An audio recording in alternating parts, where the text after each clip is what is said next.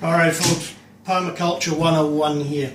What we're going to do today is make 100% recyclable organic seedling pots out of newspaper. Now, what we need: newspaper, a co-op black peppercorn mill or suitable spice pot would probably work.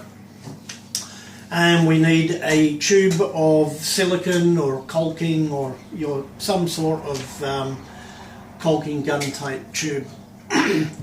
What I've done here is inside the tube I have cut a circle of wood and glued it in about 1 centimetre recessed into the base here. You could use anything in there. I guess you could use like a pepper pot or a small jam jar lid. As long as it's glued in securely and you've got a flat base with about 1 centimetre recess, it's going to be perfect. Very cheap. Even if you had to go and buy one of these, you could go into your Wix or something like that and buy one of these for a couple of quid.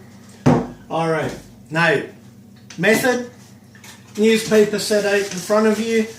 Fold the newspaper away from you in half so that at the top you've got the two edges there, and then fold it back towards you in half again, and that way what you end up with is a top edge strip here that is completely sealed and all the flappy open bits here on the bottom.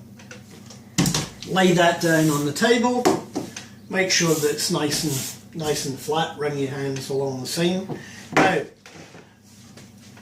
put your tube onto the newspaper and you're about 1 inch up from the bottom edge, and that's the open edges. Okay, because this is going to be the base, this is going to be the top of your pot. So we roll it up quite tight. Doesn't matter if it starts rolling off on the angle a little bit, as long as you roll it up like a rolling pin, it's going to be quite secure, like that.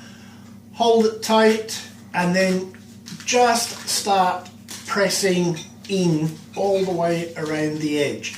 Once you've got it pressed in, dig your thumbnail into the corner and just press it in hard, as you can see here, around here against the edge.